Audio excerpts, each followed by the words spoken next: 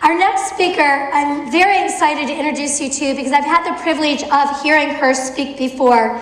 She shared with me that there was a moment in high school when she served on her school board, and while engaging in that activity, she realized that there is a place where decisions are made, and really understood that whoever is sitting around the table has the power to help make those decisions.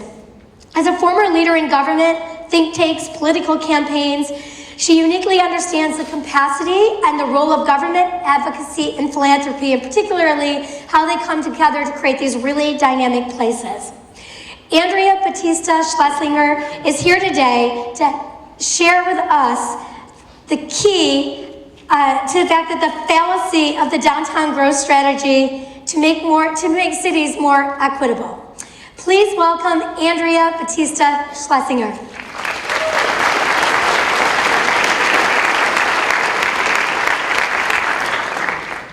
All right, how are we doing? Very good. Does anyone else wish they had known that bit about marriage and commutes before their divorce? Or am I the only one? Okay. All right, wait, yes, okay.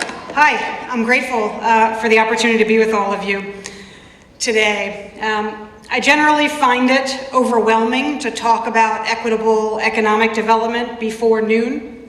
It feels like something, you should warm up to, but let's hope we've all eaten a healthy breakfast and are ready to engage, especially after Jeff's thoughtful talk. I admit, I feel like a bad news bear. I know that the theme of this conference is proudly urban, and it's important to be proud, and there is so much to be proud of when it comes to the revitalization of America's cities, much of which you have had direct involvement with. Thriving, walkable, beautiful, compelling, generative, welcoming places that prove the vitality of cities, that make the case for what we can be when we come together. Downtowns are an embodiment of the ways by which, just by sheer force of will, cities can change their contours. They are the physical manifestations of what power and drive, when focused and relentless, can do. And they embody the contradictions of our proud urbanism. Investment where there was none, and displacement. Attraction and extraction. Revitalization and inequality. Proud urbanism, and a talk on the fallacy of the downtown growth strategy before noon. Sorry. So I'm not telling you anything new. You know that in our competitive markets, inequality has grown tremendously. The revitalization of downtowns has not led to the progress of our cities as a whole. In our less competitive markets, reinvestment has not been sufficient to translate into making a meaningful difference in the lives of the people in neighborhoods where poverty is entrenched and where access to opportunities is disparate. In some cases, the ways in which we've revitalized our downtowns has solidified power relations that play out each and every day when people walk through the streets and ask, is this city for me? Our cities remain deeply divided by race, and I want to know the number of people of color and advocates for people of color that think of themselves as proudly urban or as dealing with the repercussions of other people's proud urbanism. And now we are all faced with the E word. It's everywhere. Equity. And the I word. In fact, I was so worried about not including inclusion that I double slided it by accident. Inclusion. Equity and inclusion. Equitable economic development. Inclusive growth. Who knows what these words even mean? As I like to say, I'm given this great gift whenever I speak on these matters because nobody actually knows what these terms mean. So everything I'm saying is automatically correct and like super profound. So IDA asked me to talk today about equity and inclusion, work that I do with cities and those who care about them. I spent a lot of time thinking about the ways in which cities are shaped, not their physicality like some of our other speakers, but the decisions that affect people's lives. I think a lot about how cities are this theater in which race and class and power play out. I think about the way we describe people in neighborhoods, the way in which we assign value in sometimes subtle fashion. I think I need to get out more. Unfortunately, unlike the practitioners in the other talks, I have few answers, just some basic premises and a sense of some of the questions to ask. My first premise is that economic development is not a neutral act. It is not a technocratic act, it's a political act. The history of cities in the United States, as you well know, is one in which the tools of economic development, planning, housing policy, transportation policy, have been actively deployed to create or reinforce racial divides. It's easy to see that in the destruction of a neighborhood by a highway, or when we talk about redlining. It's less easy to see in the naming of a community as blighted as a means of evicting undesirables to make way for those who are more desirable. It's less easy to see in the building of a park downtown that makes clear this isn't for us in its design, in how it's policed, in the photographs of it on our website and who's enjoying it. When all of us come into this work of making places, we do so inheriting this legacy of American urban racism and of the class privilege that has found its expression in the ability of those with power to shape the places in which we live and the systems in which we operate. And we have to acknowledge that the uneven distribution of these benefits wasn't accidental, wasn't like, an oops, which is essential to understanding how to change it. I'm often baffled in conversations with people who are surprised that growth hasn't been shared. Or when we all use the passive voice. This neighborhood gentrified. People were displaced. These blocks changed, as if there weren't decisions and decision makers behind those results. People began talking about equitable economic development as it became increasingly clear that these traditional approaches weren't benefiting all communities. So I think of it as an evolution from a focus on community benefits. So community organizations were flexing their muscles. If you're going to build this, we want local hire. If you're going to build housing, we want this percentage affordable. If you don't want protest, sign here. And this was powerful. Have any of you encountered that situation where you had to make a deal? Okay. Pained by it. To the realization, I think, in this evolution that the project-by-project negotiation wasn't enough. It wasn't affecting the overall trend and gravity of economic development. So we went from a trickle-down approach to a trickle-down approach that came with attempts to protect vulnerable communities more systemically through policy to create business opportunities or job training programs. From a downtown growth strategy, we'll fix it, to a downtown growth strategy has to be leveraged to do more. Now, as a good progressive, as a good old school Dominican Jewish lesbian from New York, I love a good redistribution. The word makes my heart sing, it gets my juices flowing, but I think the moment calls for more. I think the crux of the question will be whether we have the will and the power, and all of you have such tremendous power, the ideas and the capital to move away from a vision of equitable economic development that focuses on distributing the spoils and towards one that reimagines a central function of the development and management of a place as a means of tackling inequity, not an extracurricular activity. Okay, nice talk. How do we do it?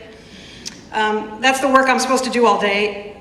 So if I admit that I don't exactly know how, it wouldn't be good for business. But here are some elements. The first is that equitable economic development is as much about the questions that we ask as any prepackaged answers. Ultimately, I argue it's about creating a habit of mind in which we acknowledge, without resentment, which is hard for me, without judgment, the history that we inherit, where we probe the ways in which we might be assigning value to people and uses based on biases that pervade our culture, in which we make it our business to think about the impact of our work through a lens of equity. So when I work with people, I ask them 3 questions about any decision they make. First, who wins and who loses? In other words, for whom is this policy? For whom is this program? For whom is this development? Who is this intended to regulate? What am I assuming about the people who will benefit? To be clear, that was one question, and the other questions were sub-questions. Just to go, sorry about that. Second, who participated in the making of this policy or program or approach? I believe strongly that without the right involvement, and we'll talk about that later, we will be blind to the unintended consequences that exacerbate these disparities. And finally, does the implementation of this policy or program or approach assume a lack of bias on the part of those who are implementing it?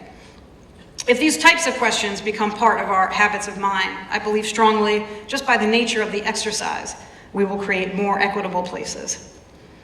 Despite being a New Yorker, I'm secretly an optimist, but don't tell anybody. My next argument is that equitable economic development means thinking beyond the boundaries of a project or even the remit of an organization. An exclusive concern for what happens within the borders is insufficient to address either the challenges of gentrification or displacement, or to seize the opportunities that wealth and value creation can present to eradicate long-standing racial divides. So when I work with people on projects and try to get them to think beyond the boundaries, guess what? I have another 3 questions. So first, how can we do this project equitably? How can this project contribute to making a more equitable city? And how can we mitigate against any unintended consequences that might exacerbate disparities? If we do that, then we start thinking about a policy agenda. We start thinking about cooperative investment models to share wealth. We make new and unusual partnerships across communities. We think differently about what success means. I work regularly with people who want to do something good. You know, they have a parcel, they have a scope. But without thoughts to beyond what they build, they inevitably will become part of the problem they had wanted to solve. They don't want a policy agenda until shovels are in the ground, but unfortunately, most of the legacy residents won't be there by then. My final observation is that as long as community engagement is a throwaway, as long as inclusive planning and design is without rigor, we can't build the equitable and inclusive cities we desire. Truly inclusive planning requires a few things: defining what you're actually after when you engage the community, speaking plainly about the matters at hand, like the impact of race and racism, because if you don't, you're way behind the community and you've lost your credibility. It requires defining what's actually open for input, what you want to learn about unintended consequences by talking to the people whose lives will be affected by what you do. It requires the realization that those who are professionally empowered to make places are, as a group, profoundly lacking in diversity in this room and beyond, and that sure as day has an impact on the work. It requires a commitment to reducing the barriers for true inclusion by not just having our events during a work day, and by having childcare and speaking more than one language, and not just soliciting feedback via online surveys when we know the digital divide is real. That was a double negative, but you understand what I meant to say. Don't do that. Don't just do the online surveys. When it works, it's a beautiful thing, an embodiment of the promise of urban democracy, a context without which proud places mean little. Okay, so I'll end where I began, which is, I lied. There are definitions. This is how I think of equity. It's a paraphrase from the Government Alliance on Racial Equity. An equitable city is one in which who you are, your identity, does not determine how you benefit from that place, how you're served by it, your outcomes, how you feel in it. To me, that's the work. And we aren't done until that's the norm in our downtowns and in our cities. So the revitalization of downtowns came with remarkable outcomes of which you all should be proud, but there was also a cost. The narratives to justify action, designations of undesirable uses, reinforced views of the relative worth and value of populations. There's work being done to rewrite the paradigm. I feel the leadership of IDA on this very strongly in every gathering and every conversation I've been privileged to be a part of with the committed staff and with all of you in your extremely thoughtful report on equity. But more must be done. It starts with acknowledging history, asking questions, acknowledging that we need to think beyond the boundaries of our territory. And we have the power to shape the direction of our cities. we can make sure that equity is essential to our vision of a proud urbanism so that it isn't the subject of a talk before noon, but our norm. I'm not sure what I will do then professionally, but that's okay. Thank you all for having me.